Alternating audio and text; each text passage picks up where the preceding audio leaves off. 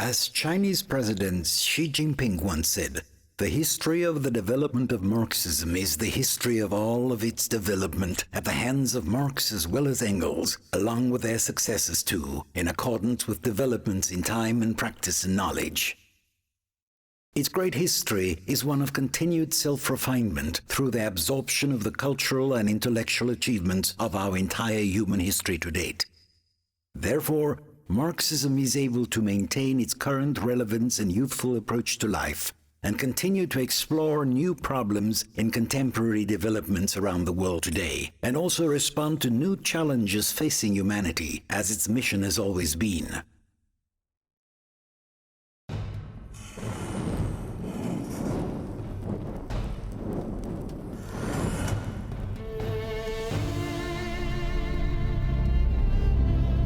When I visited Marx in Paris in the summer in the year 1844, we found ourselves in complete agreement when it came to our opinions, even on all theory, and so I think we found the perfect match. We have been happily working together ever since, which has been a dream come true for me.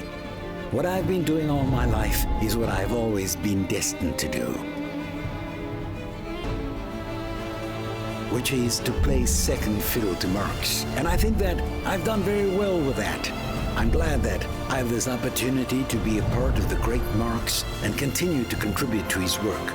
And I can only solemnly promise to serve the proletariat actively with great passion for the rest of my life on this earth. I hope that in future I will live up to this great honor that I have been given. I'm here to serve.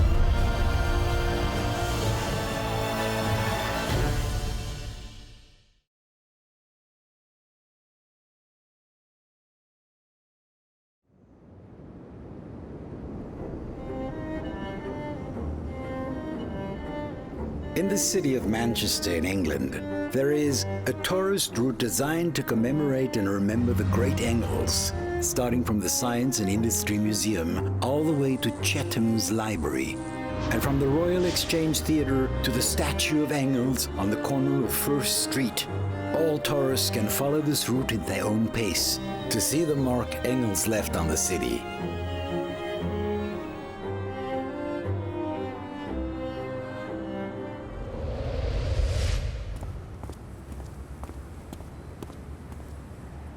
In the working class movement library in the middle of Manchester, there is an elaborate scrapbook that may give us some relevant information. The book is full of respect and love that the city's people have for Engels, a love note in a way.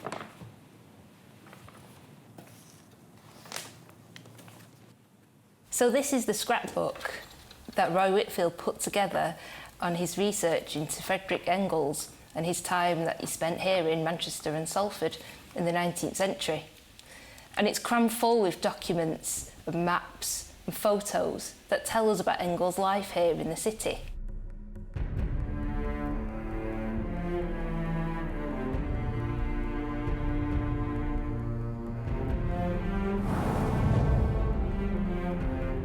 Engels returned to Manchester towards the end of the year 1850 and spent the next 20 years working very diligently for Ehrman and Engels' firm. From the age of 30 to the age of 50, which most people would consider the prime of a young man's life, Engels was willing to make the sacrifice during this time for the sake of contributing to the common cause and theory he shared with Marx.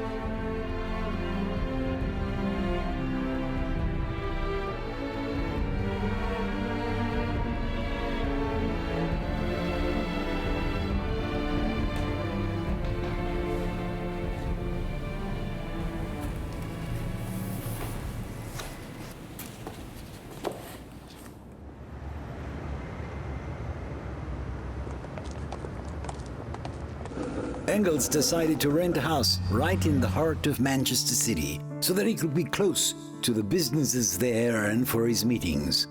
When he first began working, he was hired as a clerk and as an assistant manager. Despite his meager and low income, he tried his best to save as much money as he possibly could so that he could support the Marx family. With a gradual increase of his income, his financial aid to Marx increased, which kept Marx afloat. Engels often financially supported persecuted socialists when he could. And he lived a simple life which he enjoyed. And he was always frugal with his money. But he was incredibly generous to others and contributing to his causes. Number 252 Hyde Road in Manchester is the address where Engels used to reside. He kept a very modest home there, more modest than most. But for Engels, it was perfect. It was only when he came back here and accompanied by his wife Mary, along with all of his dear friends and comrades, and engaged in theoretical research, that he could become a free man and enjoy himself.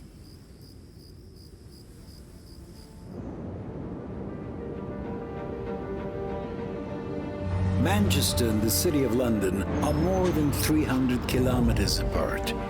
So Engels and Marx seldom met face to face, communicating mainly through letters.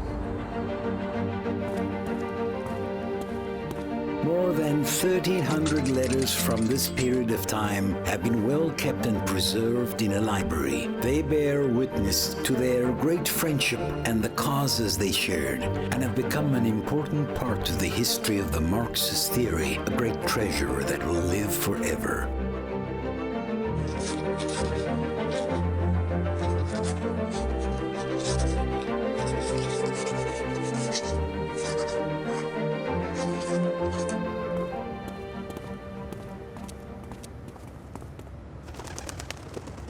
In the 1850s and 1860s, Marx wrote a number of articles for the New York Daily Tribune at the invitation of the newspaper itself. He was busy with political economy research at that time and sometimes asked Engels to help him with these articles. Engels always drafted his articles quickly on request and sent them to Marx for publication in the paper. Among these articles Engels wrote, of which they were regularly published in the New York Daily Tribune, 3 of them were devoted to the country of China. Back then, the Second Opium War was taking place, and the Chinese army and its people were fighting the British army in every feasible way. When the aggressors accused the Chinese army and people of fighting a massive guerrilla war at the time, Engels defended their righteous resistance by writing an article to express his opinion on the matter. In his article, Persia, China, he wrote the following words: "Instead of moralizing on the horrible atrocities of the Chinese, as the chivalrous English press does, we had better recognize that this is a war for hearth and home, a very popular war for the maintenance of Chinese nationality." Engels pointed out that the Chinese people had begun to finally wake up. And before many years pass away, we shall have to witness the death struggles of the oldest empire in the world, and the opening day of a new era for all Asia.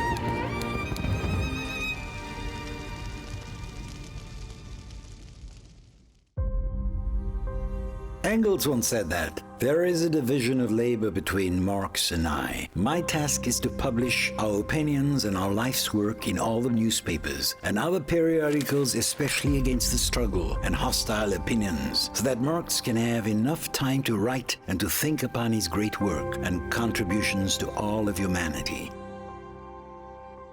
This great basic work that Marx invested in refers to capital. In the frequent correspondence between Marx and Engels during this time in history, they often discussed the structure of the text and what was written down, the important arguments and the narrative methods of capital. Whenever Marx encountered difficulties in his research, he often asked for Engels' opinion on the matter at hand, and Engels always replied in a timely manner with an honest answer. On the night of August 16, 1867, Marx wrote to Engels after proofreading a final draft. It was the last check on their first great work together. Volume 1 of Capital.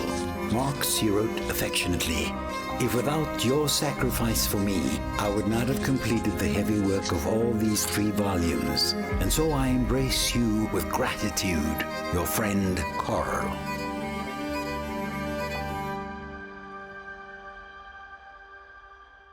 During his stay in Manchester, Engels also independently carried out a wide range of multidisciplinary studies in all fields, including military theory and all its history, linguistics, the political economy, as well as natural sciences.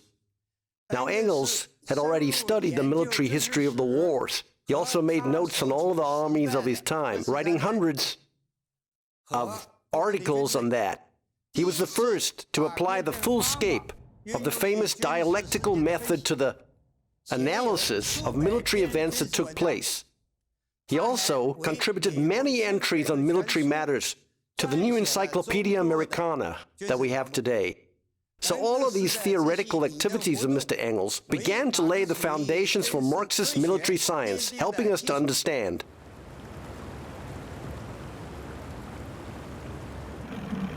In Britain, a popular game called Confessions was something everyone enjoyed. It involved relatives and friends asking questions about their personality and about all of their daily hobbies. Marx's family often played this game with each other, and sometimes Engels would happily join them. In the memorial album of Jenny Marx's eldest daughter, there was a confession that was written down by Engels. It was the answer to one of the questions that was raised at one of the family gatherings. They asked him what his favorite virtue was, and he said, optimism. Indeed, Engels never complained about much in his lifetime. On the contrary, he always worked passionately and with great focus and had many hobbies. Engels was also a regular sportsman. He loved riding horse, and he also enjoyed traveling.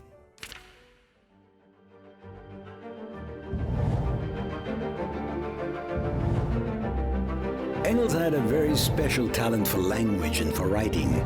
While he was in Manchester, he diligently studied Russian, as well as Serbian and Persian, along with other languages.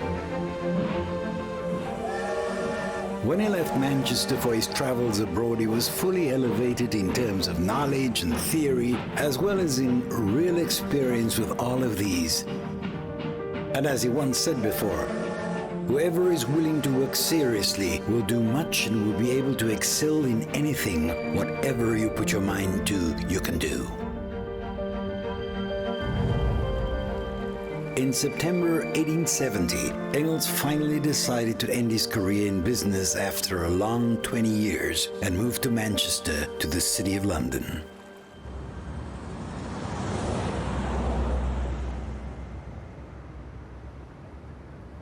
Engels's modest yet large residence in London was at 122 Richter Park Road, only 15 minutes' walk from Marx's family residence, which was down the road. The two old friends met almost every day to walk and to talk. After Engels' return to London, he was elected as a member of the General Council of the International Workmen's Association and successfully served as the communication secretary of the association in several countries. The association was the first of its kind for the working classes around the world. Marx was its sole leader while guiding the association, and Engels, with his rich and practical experience, his excellent theoretical skills, and as well as his extraordinary language abilities, became Marx's right-hand man during this time.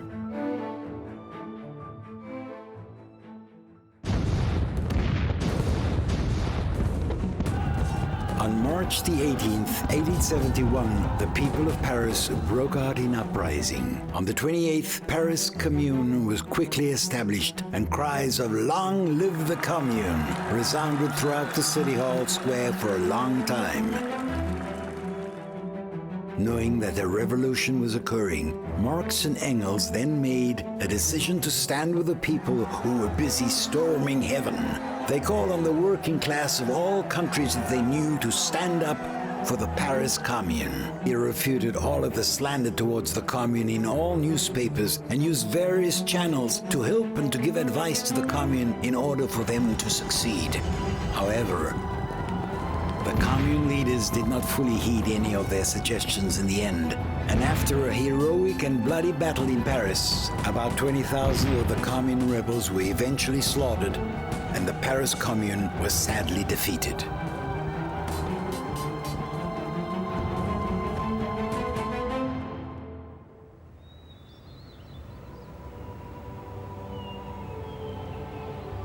To sum up the experience and lessons of the Paris Commune, Marx wrote an article, The Civil War in France, which enriched and developed the proletarian revolution and the theory of proletarian dictatorship.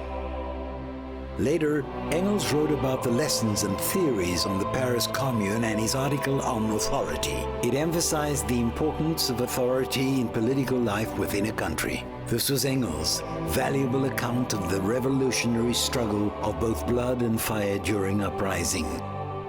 This account became the principle of all the Marxist political parties.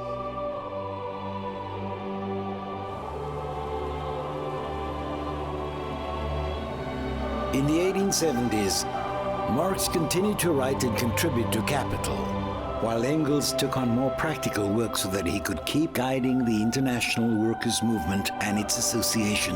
And so Engels played an outstanding role in the struggle and revolution against middle-class ideology of the 19th century, as well as socialist theories and their guises, writing a series of important theoretical works and articles.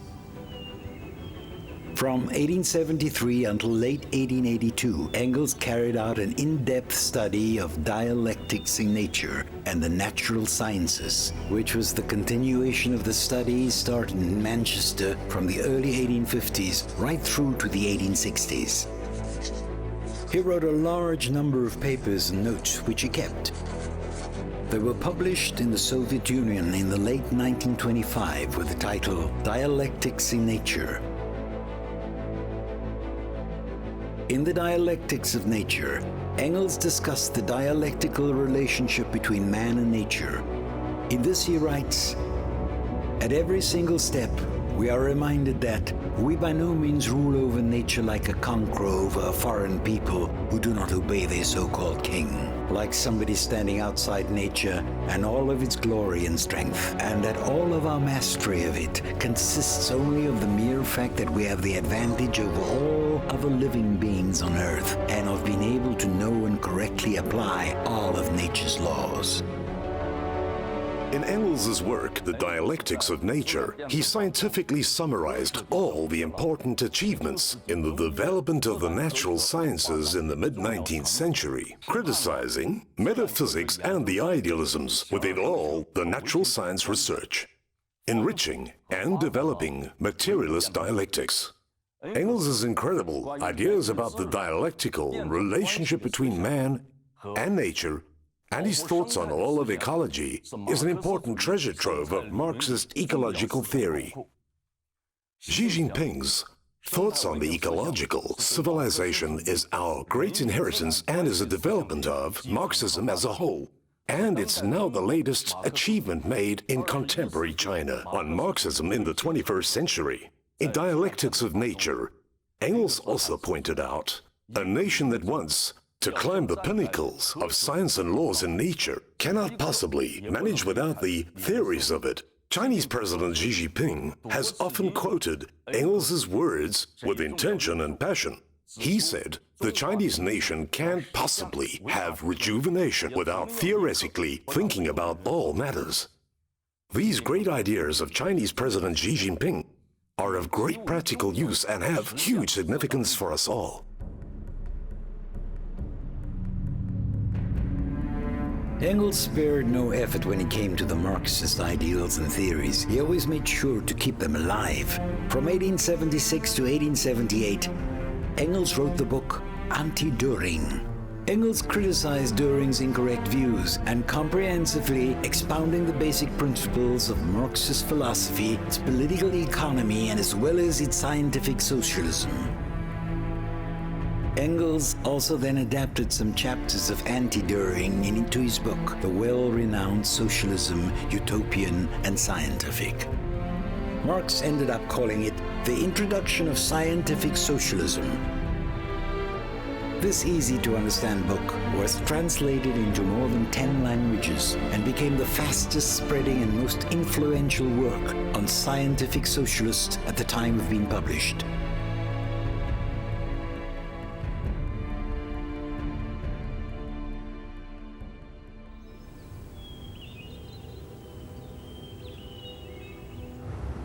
Marx ended up spent the last few years of his life living at 41 Maitland Park Road in the City of London, where he retired. He was also suffering from a long-term illness, as well as dealing with the pain of losing several loved ones. Marx became frail.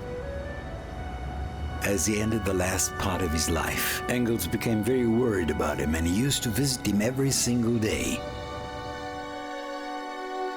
On March the 14th in the year 1883, Marx finally had his last breath on Earth.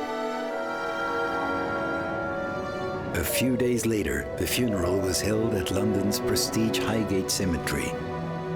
Engels made a famous speech at the graveside, praising his good friend.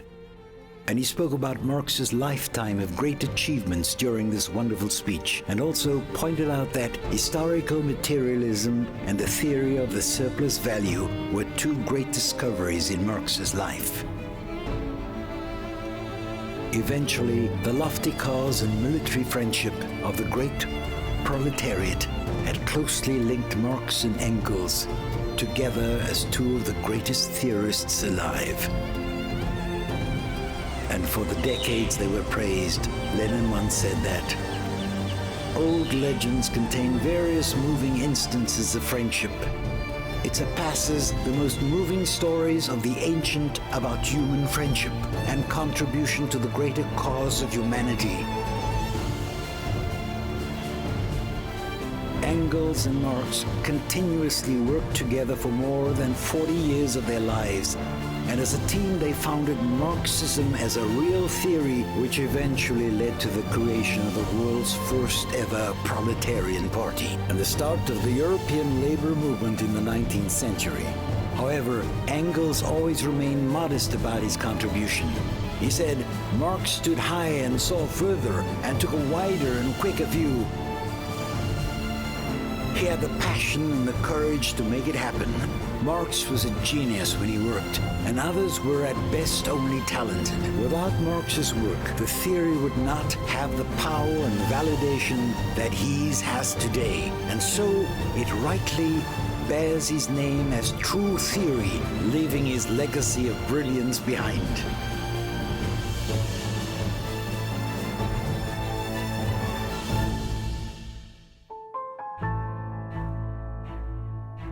After Marx's death, Engels spent a lot of his time and energy on collating and compiling Marx's voluminous manuscripts, letters, and collections, not only to properly preserve Marx's wealth of the international proletariat that he had accumulated, but also to collate and publish all of Marx's manuscripts.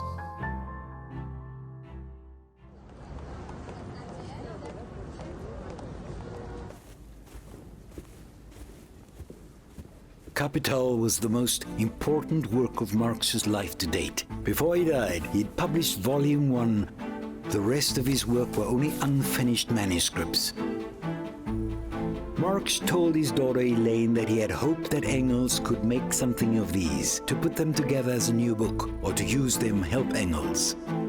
The leaders of the workers' movement and the workers of various countries were looking forward to the publication of other volumes of Kapital, and Engels was the only person that was qualified to get the job done and publish them. Engels knew the ideas and theories of Marx better than anyone who had known him at that time. He had extensive expertise and one-on-one experience, and he was the only one who could even read Marx's handwriting or grasp the ideas that were written.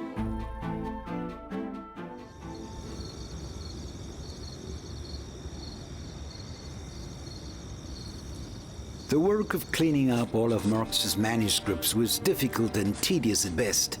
Engels often worked right through the night to get through the papers, which made his eye disease worsen. To avoid that the progress of the work was affected or lost quality, Engels hired an assistant that worked from 10 to 5 p.m. every single day. Engels lay on the sofa and dictated all of the text, which was transcribed by his assistant. At night, Engels read it through to check the work and corrected some mistakes to make the manuscript clearer and more readable to the audience who would be reading it. Editing the manuscripts of Volume 2 and Volume 3 of Capital was incredibly difficult and also took a very long time. With the exception of some relatively complete manuscripts, most of the remaining manuscripts were in fragments and pieces. It took a lot of energy to edit these as they were unfinished and incomplete and needed a lot more time to make them all complete and systematic works. After Marx's death, Engels carefully edited and finally published Volume 2 of Capital in 1885. This is according to the 8 manuscripts left by Marx. And then, after nearly 10 years of work, Engels then finally published Volume 3 of Capital in 1894, based on the main manuscripts and some fragments left by Marx. The publication of Volume 2 and Volume 3 of Capital presented the complete theoretical system of Marx's complete Capital. In fact, this was Engels' outstanding contribution to Marx's political economy. And now, Engels' full name and Marx's full name are engraved on the monument that is Capital, and it will be there forever. After its first publication, it was translated into many languages and widely distributed around the world. It became known as the Bible of the working class. In China, the translation and publication of Capital was the long-cherished wish of many revolutionaries and progressive intellectuals.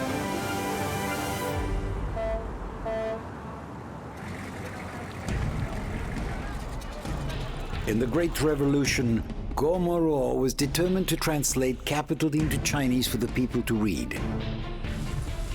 However, due to various reasons, his ambition for this work had not been successful. After the Great Revolution, Chen Qishu, Tang Dongzhou, Hou Alu, Wang Shuha, Jiang Jiazhu, Wu Banong, Guo Dali, and Wang Yanan, along with others who held ideals, devoted themselves to translating Capital into Chinese for all to read.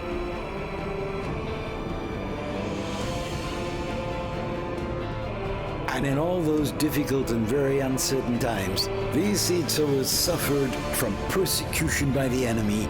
Poverty and disease caused even more of a delay in all the work. And the war also destroyed the entire translated manuscripts in the fires and the violence.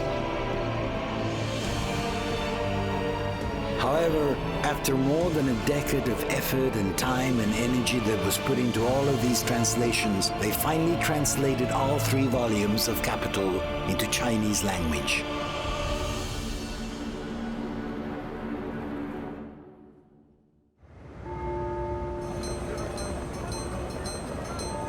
After the grueling 1880s, as the needs of the workers' movement developed and the conditions of the workers got better, Engels then devoted much of his energy on publishing, reprinting, and translating Marx's work along with his own ideas and theories, adding new prefaces and introductions that effectively promoted the spread of Marxism within the workers' movements in various countries and defended the practice of it.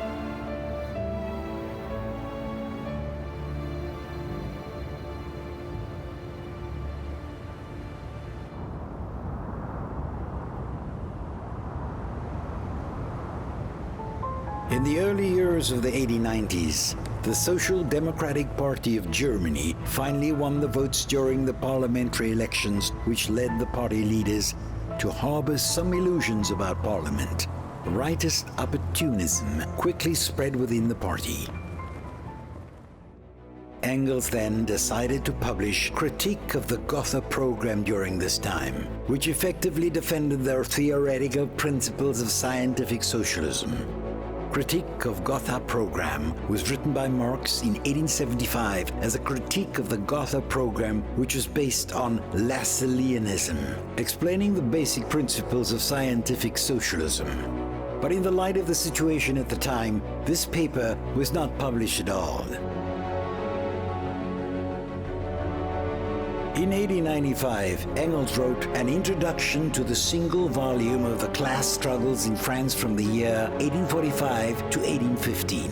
He gave a comprehensive summary of the course of the struggle of the working class and stressed that the party of the proletariat should formulate new strategies for struggle in line with the requirements of the new situation at hand and in the light of the changed conditions. He pointed out that universal suffrage should be used as a legal form of struggle to prepare for the decisive future battle that would be ahead of us, but that the right to revolution should not be abandoned, because it is the only real historical right that we will ever have to look for guidance.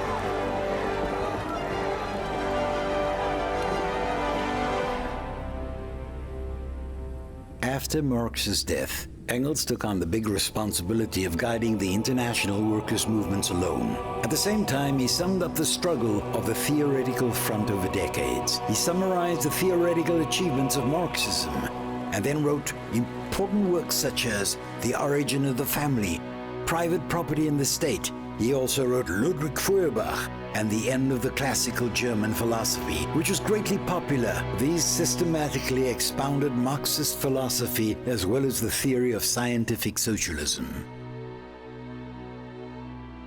Engels devoted energy to the major defense and continuous development of Marxist philosophy, and he did all this in the later years of his life. We then found that in his later works and all of the letters that he wrote, he made the most detailed exposition and important development of historical materialism through his writings and his work. He scientifically expounded the real formation and development of the primitive commune system. He perfected the two production theories and their huge significance in the entire development of our social history. He comprehensively discussed the interaction of the components of all of these things. He also expounded the social organic system and their roles in promoting the new society. Engels pointed out that the joint forces theory on personal will plays a role in the development of all our social history within the country. And he systematically discussed the differences and relations between the nature of our history and all the laws of natural and historical movement and how they all coexist and function.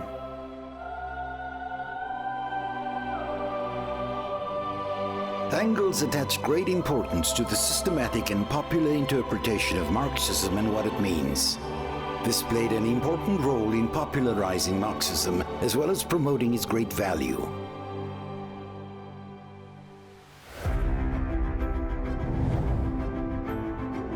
In the late 1880s, things began to change with the development of the workers' movements.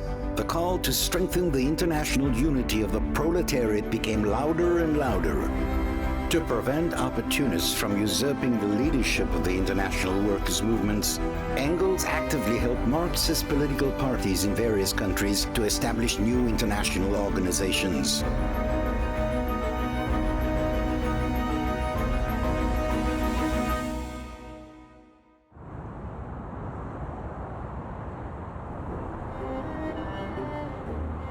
July 14, 1889, marked the 100th anniversary of the Great French Revolution. On this day, nearly 400 delegates from 19 countries around the world and around the region gathered in Paris. Everyone came to attend the International Socialist Workers' Congress, which marked the local establishment of a new organization, the Second International. And then, to commemorate the general strike of the Chicago workers, the Congress decided to implement the 8-hour workday as well as all labor protection laws too, by calling for an international demonstration on May the 1st every year. Since then, May the 1st has become an international proletarian festival. Engels did not attend the Congress, but he took part in the Great Grand May Day Parade in London City for 4 consecutive years to help them celebrate.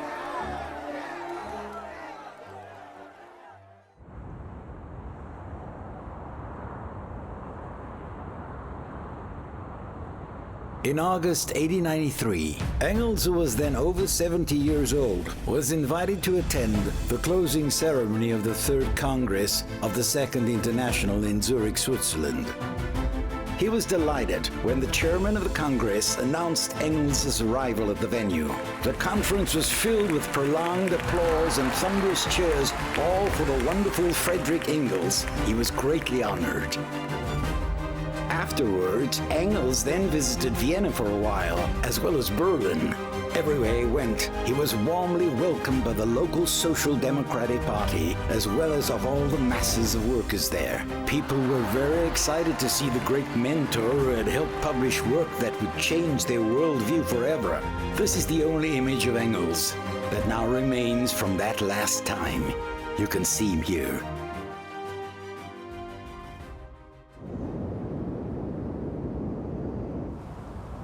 In the 1890s, things were changing, especially when it came to the European capitalism, and contradictions between capitalist countries were increasing. Engels was aware that the capitalist economy was developing from competition to monopoly, which was very difficult to the norm. A world war of great extent and violence because of the changing times and new social standards was inevitably on the cards.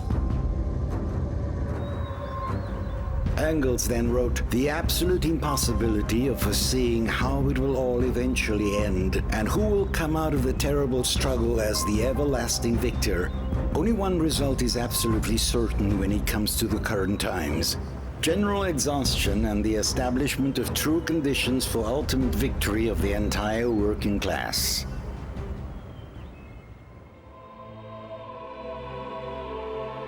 Engels truly and honestly thought very deeply about the future society. And then in 1894, in a letter to Engels, Giuseppe Canepa asked him to express in simple terms the basic ideas of the future socialist era and his true opinions on them.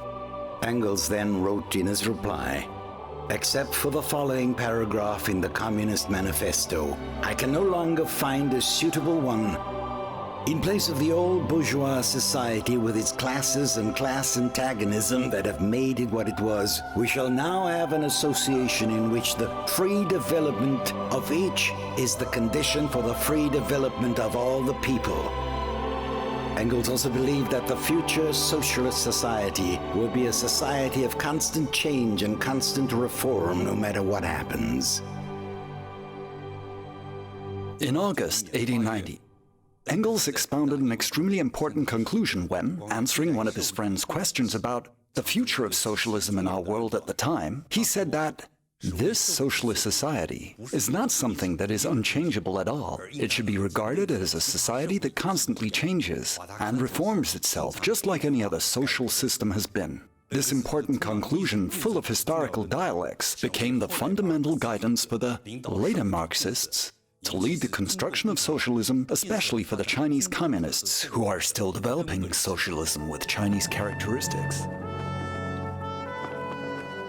The Communist Party of China united and led all the people of its nationalities to complete the new democratic revolution, establish the People's Republic of China, and set up the basic socialist systems. It has successfully realized the greatest social change in all of China's history, all because of its good social ideals. It has laid the political premise and institutional foundation for all development of contemporary China and its future growth too. In the process of exploration, although it has experienced serious twists and turns, the CPC's original theoretical achievements and great achievements in the socialist revolution and solid construction, as well as its relevance, have provided extremely valuable experience, theoretical preparation, and material basis for creating socialism with the Chinese characteristics in this era of socialism. After the third plenary session was had of the 11th Central Committee of the Communist Party of China, all of the Chinese communists combined the basic principles of scientific socialism with China's reality. They profoundly summarized the positive and negative experiences of China's socialist construction. And they also learned from all the historical experiences and lessons of world socialism. They then successfully created socialism with Chinese characteristics and formed the Deng Xiaoping theory and the important thought of three represents. and the scientific outlook on developments of Xi Jinping's social ideology with Chinese characteristics. This is all to continue in the achievements in China's socialist modernization in order to keep thriving.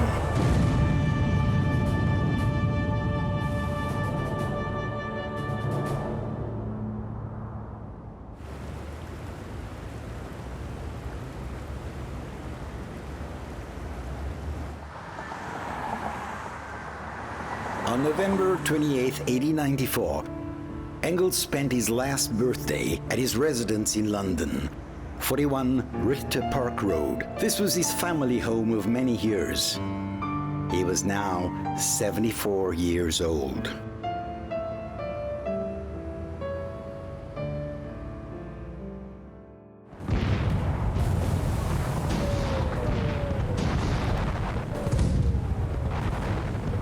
Just a few months beforehand, the Sino-Japanese War of 1894 broke out in the Far East. Engels paid close attention to the war, just waiting and watching. In his letter to his friends, he wrote that, no matter what the direct consequences of the war are right now, there is one thing that is unavoidable no matter what. The entire traditional system of ancient China will be collapsing completely.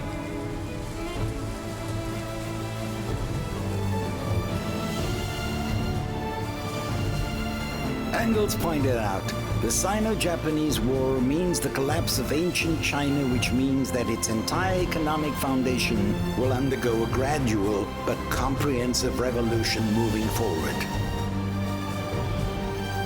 Later, the development of Chinese history fully proved Engels' foresight into what he predicted using his theory and experience.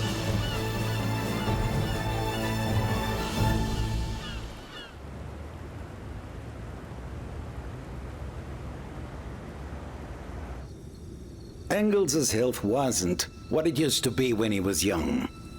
In March the following year, he fell very ill. He developed a large mass on the right side of his neck, which spread rapidly. It was cancer in the end.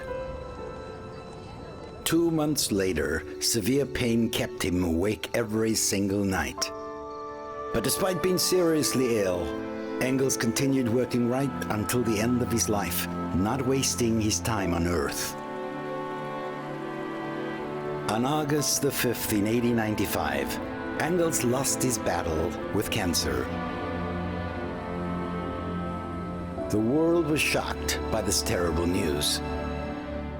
More than 150 newspapers in Europe reported the news of Engels passing on that day, and dozens of European and American newspapers published articles, all in tribute to Engels and his great life. The proletariat in Europe and America mourned the loss of this great mentor for a very long time and expressed their infinite admiration and nostalgia for him in many languages, showing gratitude and love.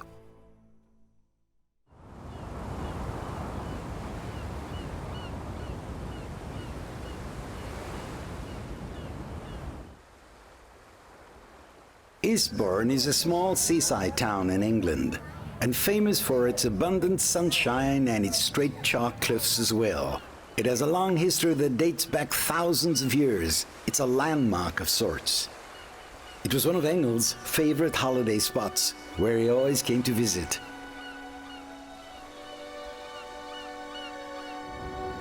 On September 27, 1895, the ocean that lay next to Eastbourne was incredibly quiet. In accordance with Engels' will, Friedrich Lessner, Edward Bernstein, Eleanor Marx, and her husband, Edward Aveling, took to the water in a rowboat, slowly sailing out to sea and threw Engels' urn into the vast and surging ocean, scattering all of his ashes so that he was honored.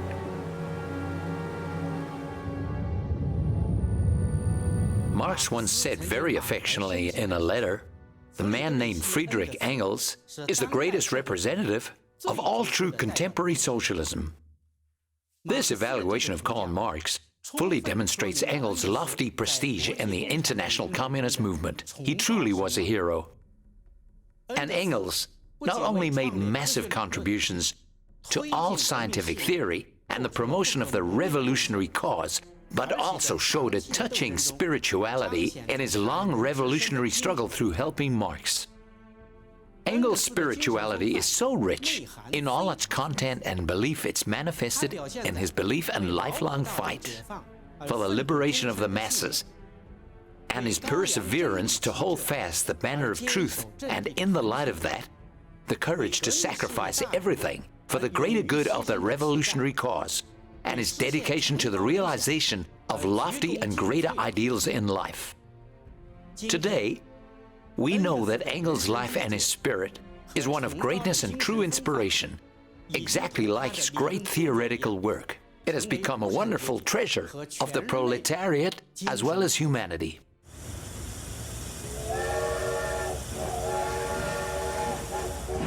Marxism came into being against the historical background of the first industrial revolution and the rise of the proletarian movement that was happening at the same time. In the second half of the 19th century, the discovery of electricity led to the second industrial revolution. Marx and Engels continuously paid close attention to the new trends of world development at that time and constantly explored new issues and problems that were raised by those developments, and responded to the new challenges faced by society. Today we live in a time of rapid change. Everything is evolving and people are growing with new inventions, and the world has experienced a great change that has not been seen in an entire century. A new round of scientific and technological revolution is currently booming around us. International, economic, technological, cultural, security, and political structures are undergoing profound adjustment. The world has entered a period of turbulent change. The new era breeds many new ideas, while new ideas guide new practices too.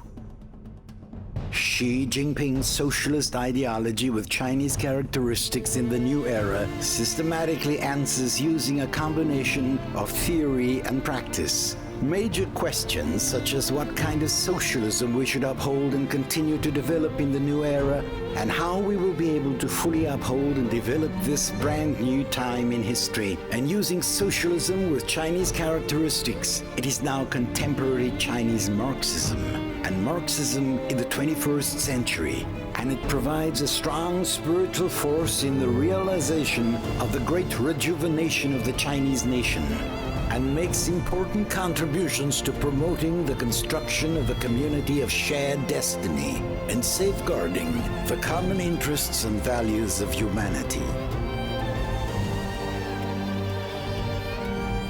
In 2021, we will usher in the 100th anniversary of the founding of the Communist Party of China.